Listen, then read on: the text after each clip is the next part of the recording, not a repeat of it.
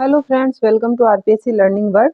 बंगाल की खाड़ी का अपवाह तंत्र, ये पार्ट थर्ड है। पिछले फर्स्ट और सेकंड पार्ट में हमने बंगाल की खाड़ी के अपवाह तंत्र की सबसे लंबी और सबसे बड़ी नदी चंबल और उसकी सबसे बड़ी सहायक नदी बनास की बात की थी। बाकी सेकंड पार्ट में बनास और चंबल की सहायक अन्य नदियों की बात की थी। ये थर्ड पार्ट है। जितने भी बंगाल की खाड़ी के अपवाह तंत्र में जितनी भी नदियां अब जो बची है वो इस वीडियो पर लास्ट तक बने रहिएगा, क्योंकि आज ये बंगाल की खाड़ी का अपतंत्र अपना कंप्लीट हो जाएगा। तो इसके साथ ही राजस्थान का अपतंत्र कंप्लीट हो जाएगा। स्टार्टिंग में हमने राजस्थान के अपतंत्र की पूरी सीट देखी थी, वो वीडियो और उसके साथ में जो आंतरिक नदियों का वीडियो है और अरब सागर की नदियों का वीडियो है वो डिस्क्रिप्शन बॉक्स में मिल जाएगा, आप वहां से जरूर देखिएगा। बंगाल की खाड़ी के अपतंत्र में सबसे पहले बेडस नदी की बात करते हैं। बेडस नदी या आयर नदी दोनों एक ही है। बनास की सबसे बड़ी सहायक नदी है ये। इसका बहाव क्षेत्र उदयपुर, चित्तौड़गढ़ और भीलवाड़ा है और ये गोगुंदा की पहाड़ियां उदयपुर से निकलती हैं और आयर नदी के रूप में निकलती है। इसका मतलब कि गोगुंदा की पहाड़ियां उदयपुर से ये आयर नदी के नाम से निकलती हैं और उसके बाद में ये उदय सागर झील जो उदयपुर में ही है वहां पहुंचती है और उदय सागर झील से जब ये निकल जाती है तो ये वहां पर बेडस कहलाती है। मतलब स्टार्टिंग में तो वो आयर नदी कहलाती है और उदय सागर झील के बाद में ये बेडस नदी कहलाती है। आई थिंक आप समझ गए होंगे। बिगोद भीलवाड़ा में बनास में ये जाकर मिल जाती है। इसकी लंबाई टोटल 190 किलोमीटर है दोस्तों। ये एक त्रिवेणी संगम बनाती है, बिगोद भीलवाड़ा में है। और बिगोद भीलवाड़ा की त्रिवेणी संगम से आपको याद भी आ गया होगा, बनास का त्रिवेणी संगम था ही। बनास में बेड़च जाकर मिलती है और मेनाल जाकर मिलती है, तब जाकर ये तीनों के मिलन से ये त्रिवेणी संगम बिगोद भीलवाड़ा में बन जाता है। बनास आपको पता है राजसमंद खमनोर की पहाड़ियों से निकलती है और मेनाल भीलवाड़ा से निकलती है। बाकी बेड़च हमने देख ही लिया अभी, गोगुंदा की पहाड़ियां उदयपुर से निकलती है। तो ये त्रिवेणी संगम हो गया। बेड़ास नदी की जो सहायक नदियां है वो है गंभीरी, मेनाल, गुजरी, वागन और ओराई। इसके साथ में चित्तौड़गढ़ के अप्पावास गांव में बेड़च नदी पर घोसुंडा बांध बना हुआ है। तो ये दोस्तों हमारी हो गई बेड़स नदी। ये दो तथ्य और रह गए बेड़स नदी के।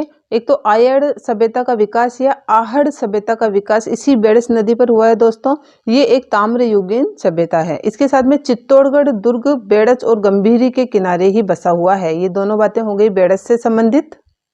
अब बात करेंगे हम गंभीरी नदी। तो देखो दोस्तों, गंभीरी नदी और एक है गंभीर नदी, ठीक है, इसमें सिर्फ मात्रा का ही फर्क है। ये दोनों ही आप कंपेयर करके देख लीजिएगा।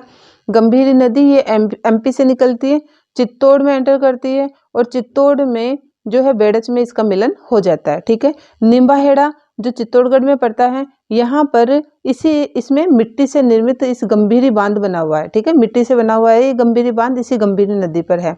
अब देख लीजिए गंभीर नदी। गंभीर नदी ये श्री महावीर जी करौली राजस्थान में ही अपने इसका उद्गम होता है। ये कहाँ से निकल रही थी? गंभीरी एमपी से निकल रही थी और गंभीर नदी महावीर जी करौली ये यहाँ से करौली से ही निकल रही है, ठीक है। और कहाँ कहाँ बह रही है? दौसा, भरतपुर, धौलपुर में बहते हुए ये सीधे यमुना में जाकर मिल जाती है। तो अपनी जो गंभीर नदी है वो तो सीधी जाकर यमुना में मिल रही है, जबकि जो गंभीर नदी एमपी से तो आ रही है और ये बेड़च में मिल रही है। तो ये डिफरेंस थोड़ा सा देख लीजिए। नेक्स्ट नदी है कोठारी नदी। कोठारी नदी भी बनास की बहुत बड़ी सहायक नदी है। राजसमंद में दिवेर की पहाड़ियों से ये निकलती है और उदयपुर और भीलवाड़ा में बहते हुए बनास में जाकर ये मिल जाती है। मेजा बांध बहुत इंपॉर्टेंट है। अधिकतर ऑप्शन में मेज नदी दिखते ही मेजद बांध कर दिया जाता है, जो गलत हो जाता है दोस्तों। मेजा बांध ये कोठारी नदी पर बना हुआ है। कहाँ पर बना हुआ है? भीलवाड़ा में बना हुआ है और इसी मेजा बांध से भीलवाड़ा में पेयजल की आपूर्ति की जाती है। कोठारी नदी पर भीलवाड़ा में बागोर की सभ्यता मिली है। मोस्ट इंपोर्टेंट दोस्तों, बागोर की सभ्यता किस नदी पर है? कोठारी नदी भीलवाड़ा में है। चौपन गांव जो भीलवाड़ा में है वहां पर बहमनी नदी कोठारी में मिल जाती है। तो कोठारी की सहायक नदी हो गई बहमनी नदी, ये चौपन गांव भीलवाड़ा में आकर इसे मिल जाती है। ये हो गई दोस्तों कोठारी नदी। नेक्स्ट नदी देखेंगे बाणगंगा नदी। बाणगंगा नदी के अन्य नाम अर्जुन की गंगा, खंडित और रुंडित नदी और ताल नदी, ठीक है। अर्जुन की गंगा की हिस्ट्री आप जानते होंगे कि बताया जाता है पौराणिक काल में कि अर्जुन के तीर से इस नदी का उद्गम हुआ था, इसलिए ये अर्जुन की गंगा कहलाती है, ठीक है। बेराट की सभ्यता बाणगंगा नदी पर है ही। इसके साथ में मौर्य युग के अवशेष भी यहाँ पर प्राप्त हुए हैं। तो किस काल के अवशेष प्राप्त हुए? मौर्य युग के अवशेष बाणगंगा नदी के किनारे प्राप्त हुए हैं। अब उद्गम देख लेते हैं। बेराट की पहाड़ियां पड़ती है जयपुर, तो यहाँ से निकलती है, परंतु दोस्तों जयपुर का नई ज्योग्राफी के अकॉर्डिंग डिवाइडेशन हो चुका है। इसलिए अब ये जो बैराट की पहाड़ियां, ये बाणगंगा नदी का जो उद्गम स्थल है वो वर्तमान में कोटपुतली बहरोड जिला आ गया। ठीक है, कोटपुतली बहरोड एक अलग जिला बन गया जयपुर से निकलकर। तो जयपुर के कितने टुकड़े हुए और कितने जिले निकलकर जयपुर से बने हैं, तो आप जरूर कमेंट करके बताइएगा दोस्तों।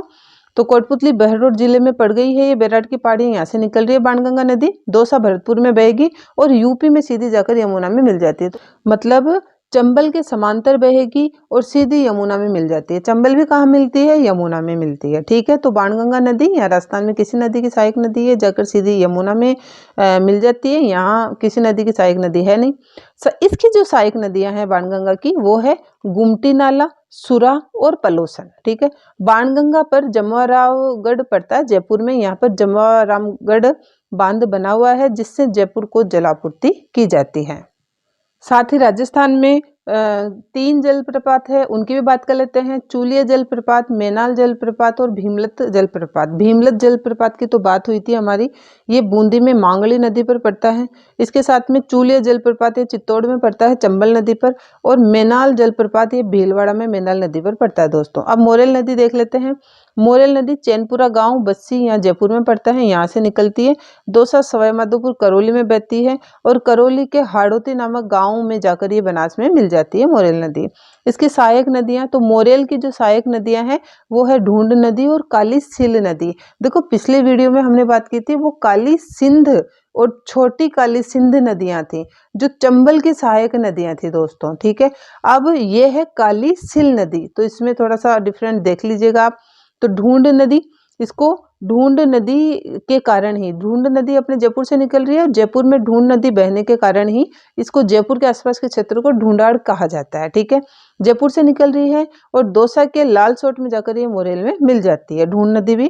कालीसिल नदी की बात करें तो करौली में अभी हमने हाड़ौती गांव देखा था, वो हाड़ौती गांव में ये मोरेल में जाकर मिल जाती है। मोरेल की सहायक है तो मोरेल में जाकर ये मिल जाती है। ठीक है, इसके साथ में पीलू खेड़ा सवाई माधोपुर में पड़ता है, इसमें मोरेल पर मोरेल बांध बना हुआ है। तो सवाई माधोपुर में मोरेल नदी पर मोरेल बांध बना हुआ है दोस्तों। नेक्स्ट नदी है अपनी खारी नदी। तो खारी नदी भीलवाड़ा में जो ओशियाना पुरातत्व स्थल है फ्रेंड्स, वो इसी पर है, खारी नदी पर। ओशियाना पुरातत्व स्थल ये साइट यहीं पर मिली हुई है खारी नदी पर। राजसमंद से ये खारी नदी निकलती है, भीलवाड़ा अजमेर टोक में बहती है और देवली, ये देवली नामक स्थान पड़ता है टोक में, वहां पर बनास में जाकर मिल जाती है। इसकी सहायक नदियां हैं मानसी या मासी नदी।